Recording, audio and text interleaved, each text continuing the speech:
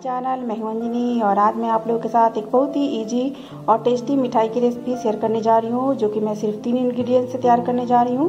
ये एक सिंपल मिठाई की रेसिपी है, लेकिन बहुत ही ज़्यादा टेस्टी लगती है खाने में और बहुत ही ज़्यादा हेल्दी भी है। तो चलिए स्टार्ट करते हैं आज की रेसिपी।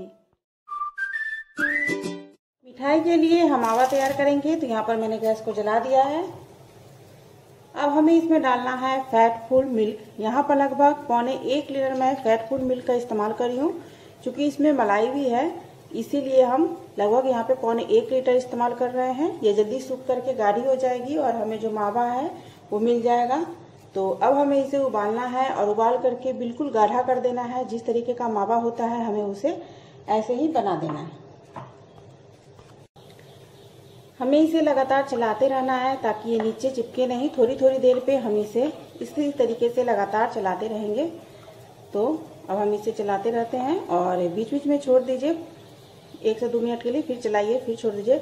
और जब पूरी देखिए कि पूरी अच्छी तरह से गाढ़ा होने लगे तब इसे कंटिन्यू चलाना है। तो अभी मैं इसे सूखने देती हूँ। जब ये गाढ़ी हो जाएगी तब मैं फिर आपको दिखाती हूँ। सो फ्रेंड्स, ये देखिए हमारा जो दूध है वो लगभग सूख करके आधा हो चुका है। तो अब हम इसमें डाल देते हैं चीनी और इसे भी अच्छे से हम मिक्स होने देंगे। और उसके बाद हमें इसे और सुखाना है, तो इसे और सूखने देते हैं। ये देखिए हमारा जो मावा है वो रेडी हो चुका है। तो हम गैस के फ्लेम को ऑफ कर देंगे। हमें इसे और ज़्यादा नहीं सुखाना है, क्योंकि ज़्यादा सूखा हुआ जो मावा होता है वो मिठाई में अच्छा नहीं लगता है। तो ये जब ठंडी होगी तो ये ऑटोमेटिकली अपने आप थोड़ी सी गाढ़ी हो जाएगी और वैसा हमें इस्तेमाल करना है। तो अब हम गैस के फ्लेम को ऑफ करते हैं और इसे ठंडा होने देते हैं। लौकी की मिठाई बनाने के लिए यहाँ पर मैंने एक छोटा सा टुकड़ा लौकी का ले लिया है। अब हम इसे ऊपर से छील देंगे और छील करके इसका जो छिलका है उसे हटा करके अलग कर देंगे। देखिए मैंने जो छिलका है उसे निकाल करके अलग कर दिया है। अब हमें इसे कद्दूकस कर लेना है। तो यहाँ पर मैंने एक थाली ले लिया है और हम इसे कद्दूकस कर लेते हैं। तो हम इसके 2 पीस कट कर लेंगे। इस तरीके से कद्दूकस करने में आसानी होगी। ये जो टुकड़ा है वो बहुत बड़ा है। तो यहाँ पर मैंने 2 पीस इसके कट कर लिए हैं और अब हमें इसे इस तरीके से कद्दूकस कर लेना है। ये देखिए अब मैं सारे को कद्दूकस कर ली हूँ इसी तरीके से। सो फ्रेंड्स, ये देखिए सारे लौकी को मैंने कद्दूकस कर लिया है। तो अब हम नेक्स्ट स्टेप करेंगे। तो यहाँ पर मैंने एक कढ़ाई ले लिया है और अब हम इसमें डालेंगे 1 चम्मच देसी घी। कोई भी स्वीट रेसिपी अगर आप घी में बनाते हैं तो वो बहुत ही ज़्यादा टेस्टी बनेगी, तो इसीलिए आप यहाँ पे घी का ही इस्तेमाल करें। अब हम इसमें डाल देते हैं कद्दूकस किए हुए लौकी को।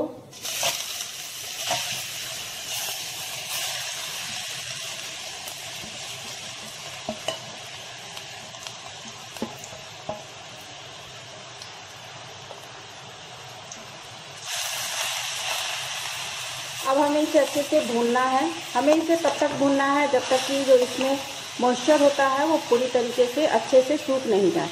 तो यहाँ पे हम मीडियम फ्लेम पे इसे बिल्कुल अच्छे से ब्राउन होने तक भूनेंगे। फ्रेंड्स, ये देखिए लौकी का जो मॉइस्चर है वो धीरे धीरे सूख रहा है, या फिर उसमें का जो एक्स्ट्रा मॉइस्चर है वो छोड़ रहा है और जो मॉइस्चर है वो बाकी का मॉइस्चर है वो सूख रहा है।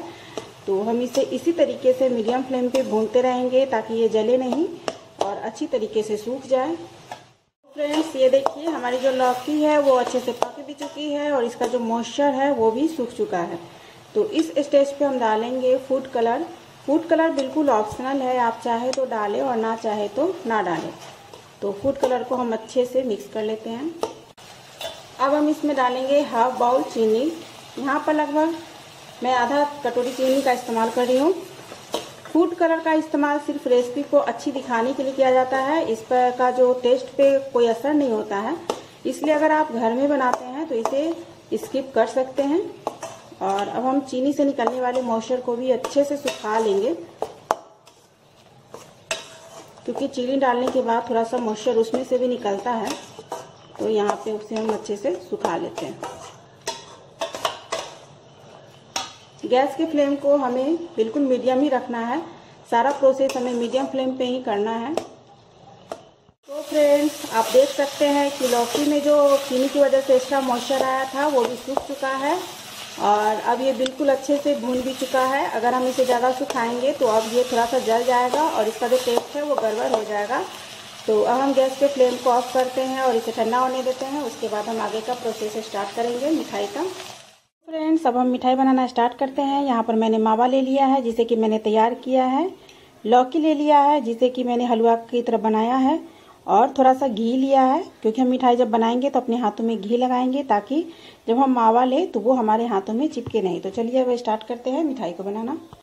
तो सबसे पहले हम थोड़ा सा घी ले लेते हैं और अपने हाथों में लगा लेते हैं ताकि जो मावा है हमारे हाथों में चिपके नहीं। अब थोड़ा सा हम अपने हाथों में मावा लेंगे इस तरीके से, बिल्कुल हल्का, ज़्यादा नहीं लेना है। बिल्कुल लेमन का जो साइज होता है, छोटे लेमन का, उसी साइज में हमें इसे लेना है क्योंकि ऊपर से हमें फिर लौकी का इस पर हलवा भी लगाना है। क्योंकि मैंने हलवे की तरह उसे बनाया है इसलिए मैं उसे हलवा भी ही बोल रही हूँ। इस तरीके से हमें मावे को शेप देना है। ये देखिए, इसी तरीके से सारे मावे को आप शेप दे दीजिए।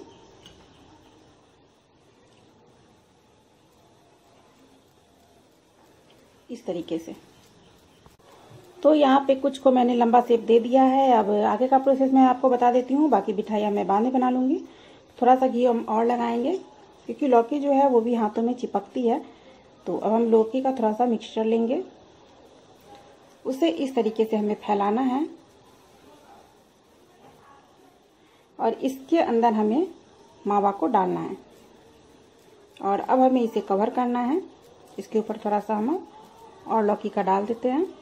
इस तरीके से हमें इसे बिल्कुल अच्छे से कवर कर लेना है ताकि मावा अंदर चला जाए और लौकी जो है वो ऊपर आ जाए। तो हम इस तरीके से इसे घुमा लेंगे। जैसे परवल की मिठाई देखने में लगती है ना, बिल्कुल ऊपर से ग्रीन और अंदर से फिर जिस तरह से उसमें मावा भरा रहता है, बिल्कुल ये मिठाई उसी तरीके से देखने में लगती है और स्वादिष्ट तो इतनी लगती है कि आप पहचान भी नहीं पाएंगे कि ये लौकी से बनी हुई मिठाई है। तो इसी तरीके से हम सारी मिठाइयों को रेडी कर लेते हैं। तो यहाँ पर मैं एक और आपको रेडी करके दिखाती हूँ। बहुत ही सिंपल है, आप तो मिनटों में बना लेंगे और खाने में तो इतनी टेस्टी लगती है कि मैं बता नहीं सकती हूँ। एक बार ज़रूर आप इस रेसिपी को बनाइए, ट्राई कीजिए, और अगर पसंद नहीं आए तो भी मुझे बताइए कि आपको पसंद आई कि नहीं आई। और पसंद आए तो प्लीज़ अपने प्यारे कमेंट करके मुझे बताइए कि आपको मेरी ये रेसिपी कैसी लगी। तो ये देखिए, एक और मिठाई मैंने बना करके रेडी कर लिया है। बिल्कुल बहुत ही सिंपल है, बहुत ही आसान है इसे बनाना। तो इसी तरीके से हम बाकी मिठाइयों को भी बना करके रेडी कर लेते हैं। तो यहाँ पर चारों को बना करके मैंने रेडी कर लिया है। अब चारों मिठाइयों को मैं प्लेट में डाल रही हूँ। बाकी मिठाइयों को भी मैं बना करके रेडी कर लेती हूँ, लेकिन उससे पहले एक लास्ट प्रोसेस जो कि बहुत ही ज़्यादा ज़रूरी है। आपको इन मिठाइयों को फ्रीज में 1 घंटे के लिए सेट होने के लिए रखना है। अगर आप 1 घंटे के लिए सेट होने के लिए नहीं डालेंगे तो फिर ये जो ऊपर का है पोर्शन या फिर अंदर का जो है वो अच्छे से सेट नहीं होगा, और फिर जब आप इसे कट करेंगे या फिर खाएंगे तो फिर आपको मज़ा नहीं आएगा। जब ये ठंडी हो जाएगी तब आप इसे खाएंगे तो आपको इसे खाने में ज़्यादा मज़ा आएगा, या फिर अगर आप सर्व करेंगे किसी दूसरे को तो उसे भी ये बहुत ही ज़्यादा टेस्टी और लगेगी। तो सो फ्रेंड्स, अब हमें इसे 1 घंटे के लिए फ्रिज में डालना है सेट होने के लिए, ताकि ये अच्छे से सेट हो जाए। उसके बाद मैं आपको कट करके दिखाती हूँ कि ये मिठाई कैसी बनी है। तो चलिए अब इसे 1 घंटे के लिए हम फ्रिज में डाल देते हैं। 1 घंटे हो चुके हैं और अब हमारी जो मिठाई है वो अच्छे से ठंडी हो चुकी है। आप देख सकते हैं ये पूरी अच्छी तरह से सेट हो चुकी है। तो अब मैं आपको कट करके दिखाती हूँ कि ये अंदर से कैसी दिख रही है। तो ये देखिए, हम इसे बीच से इस तरीके से कट करेंगे और अब मैं आपको दिखाती हूँ कि ये कैसी लग रही है। ये देखिए, जैसा मार्केट में मिठाई मिलता है ये बिल्कुल वैसी ही दिख रही है। बहुत ही ज़्यादा शानदार दिख रही है और खाने में भी बहुत ही ज़्यादा टेस्टी होती है। आप इस मिठाई को ऐसे भी खा सकते हैं, व्रत में भी खा सकते हैं। ये एक फलाहारी मिठाई की रेसिपी है, तो आप इसको व्रत में भी खा सकते हैं। ये बहुत ही हेल्दी मिठाई होती है, तो एक बार आप इसको जरूर बना करके ट्राई कीजिए। और अगर रेसिपी पसंद आए तो मुझे जरूर बताइए। So friends, take care and goodbye. फिर मिलेंगे एक न्यू रेसिपी के साथ।